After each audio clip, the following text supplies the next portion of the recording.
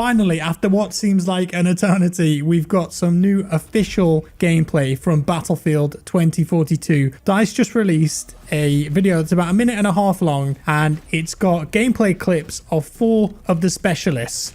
We've got McKay, Maria Falk, Boris, and Casper. It briefly introduces all of them and then goes through some of their specialist abilities and perks, and there's a ton of stuff to break down here, so we're just going to look at each clip individually, have a quick talk about it, and look at everything that's on offer. So without further ado, we're going to get stuck in first with McKay. This guy is an assault specialist, and their special ability is the grappling hook and the trait of nimble. And in this first clip here, very straightforward. Love how that Osprey flies over the top, grapples up, third person takedown as well. To me, this looks significantly better than what we saw in the gameplay trailer, you know, the original gameplay trailer that they showed back in June. Just from a polish standpoint, it's looking real nice. And in this clip here, I think this is on the discarded map. You can see that the nimble trait for McKay gives increased agility when aiming down sights and ziplining. So McKay is going to be a very aggressive specialist, great for flanks, great for just attacking people head on. Next up is Maria Falk, and they've changed this one significantly, not just in her appearance, but also her speciality, which is that Surette pistol there. So originally, the Surette pistol was able to revive from distance as well as heal from distance, but DICE shared a bit of insight into this, and they said that from playtesting and the tech test, it was a bit too powerful. So they've adjusted things now, and instead of being able to revive from distance, it will now just heal from distance. I can imagine that if you had a front line and you had a couple of Maria Falks just constantly shooting from cover, for example, you're dead, you're up, you're dead, you're up. In a game mode like Breakthrough, for example, which we know this game has, the game just would never go anywhere because people were constantly up and there was no ebb and flow to it maybe. So they've changed it. She was a bit too OP. Now she can just heal from distance. But she does have that combat surgeon trait that allows her to revive teammates back to full health. She's the only specialist in the game that can do that. I presume that means that the other specialists, when they revive someone, they won't be back on full health. And next up is Boris the Russian. And this dude has a sentry gun as their speciality and a sentry operator as their trait. You can see him put the gun down there and it automatically spots and shoots enemies. Looks like it does a little bit of damage there. I love this clip here. And his trait actually means that if he's close to the turret, it will boost its efficiency. So you can put it down and just run away and it will do its own thing, but it's going to be quite vulnerable. It can be taken out with EMP attacks, for example. It can be taken out with explosives, rockets, grenades, that kind of weaponry. But if you stand close to it, it looks like it's going to shoot faster, do a bit more damage, maybe have a longer range to it, be more efficient at spotting those enemies that are a bit further away. And then finally in this video, we've got Casper, who is a recon specialist. Their speciality is the drone and the trait is a movement sensor. And the clip here, nice little iPad there, deploys the drone, starts spotting people. You can actually mark people with that thing for your team, and it's supposed to have EMP attacks as well. But in the second clip here, you might be wondering, well, what the hell was going on here? Well, this is Casper's trait, motion sensor. Love the storm effects on this map, by the way. It looks great. They take out an enemy on the bridge with that bolt action sniper rifle, and then if someone is near you and creeping up behind you, it's going to be based on movement speed. You'll get a little alert. You see that little red ring that pulsed at the bottom of the screen? That's going to let you know that someone is very close to you. You might be in danger, so best turn around.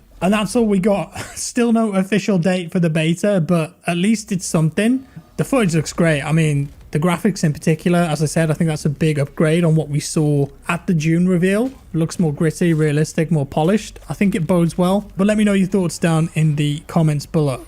Surprisingly, this wasn't the only new Battlefield thing that happened today. Battlefield Mobile. Remember, a couple months back, EA announced that a proper Battlefield mobile game was being developed by a studio called Industrial Toys. Well, they put the Google Play page up today and it's got a ton of information about the game on there and some screenshots. And as you can see, I mean, it does kind of look like a Battlefield game, and I'm pretty sure that this is Grand Bazaar. They are having playtests for this soon, and I'll let you know a little bit more about that in just a second. So there's a ton of info here. I'm not going to go through all of it because that'd be boring, but just the headlines so you know exactly what this is. So this will have all-out warfare in it, and you'll be able to squad up so you and your crew can play on maps that are both new and familiar to Battlefield players, so I'd say that is Grand Bazaar. I mean, it looks exactly like it. So we're going to have some fan favorite maps being remade for mobile, as well as some new ones too. We've got tanks, we've got ATVs, and it says large scale environmental destruction. I don't know if there are many mobile FPS games that have destruction. That's a staple of the Battlefield franchise really since Bad Company, so cool to see that it's coming to mobile as well. How detailed it'll be, we don't know yet. So they say that it will have those only in Battlefield moments as well. Explosive spectacles that Battlefield is famous for. Collapsing towers. You've got ATVs, you've got tanks. You're going to be able to parachute while firing a rocket launcher or burying enemies under the ground with rubble that you've destroyed, making every match unforgettable. So it feels like they're really leaning into the DNA of Battlefield with this game. And it is a first-person shooter. Maybe they'll have third-person modes, but they're sticking with first-person. It's cool. You can have classes, assault, support, medic, recon. Getting a lot of BF3 vibes here, which is kind of good. I like that. And then you can customize your loadout with a vast collection of weapons, skin, class-specific gadgets, and more. You can personalize how you want to play. And there's a little screenshot here with a loadout with an F2000, P226, a small frag grenade, and then a couple more options too. This will be free to play, but I hope that they just keep it to cosmetic stuff, right? Don't start charging for this stuff. Don't make the same mistakes that Battlefield 3 had back in the day, because that was incredibly pay to win and it failed. So just cosmetic stuff here would be brilliant. Yeah, it looks like it's gearing up to be a proper Battlefield mobile game. We've never really had that before. COD Mobile, huge. I think that's one of the reasons that EA have done this, and it can offer a bit of a different take on FPS mobile games than that can. But I'm pretty sure that we'll see Warzone Mobile too, so that's going to be a heavy hitter when that comes on the scene. Now, as I said, they are testing this game. An additional blog went up with this, and it said that they're steadily rolling out the Battlefield Mobile play tests, and they're going to start with Indonesia and the Philippines, and these will begin in autumn 2021, so next couple of months. And to start with, they'll only be available on Android devices, but they're going to expand the tests as time goes on onto new devices and new regions, so I'm sure we'll be able to get our hands on it very soon. And I've just noticed there too, it said Battlefield Mobile is free to play and only includes cosmetic items. Battlefield Mobile will feature its own Battle Pass collectible cosmetics and unlocks unique to this mobile game. Yeah, it sounds like they're gearing it up the correct way, and I hope that they stick to their word. The game is built for mobile only, so it won't feature any crossplay. It's going to feature Conquest, and they'll release a load of additional details soon, a bit closer to the game's launch. So there we have it, guys. Thank you so much for watching today. Let me know your thoughts on the new gameplay of 2042 down in the comments below, and also your thoughts on Battlefield Mobile. Interesting one, that is for sure. If you enjoyed the video, leave a like. If you didn't, a dislike. Subscribe for more, and I'll see you in the next one. Time to go to work.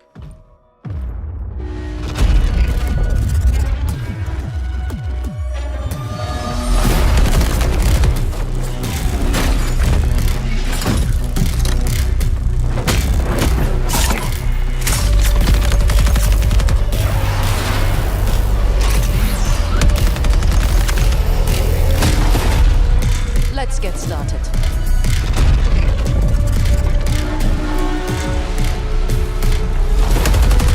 I need first aid! Let's not help!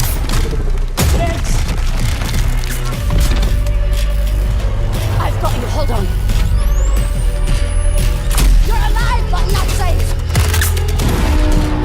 Let's begin, please.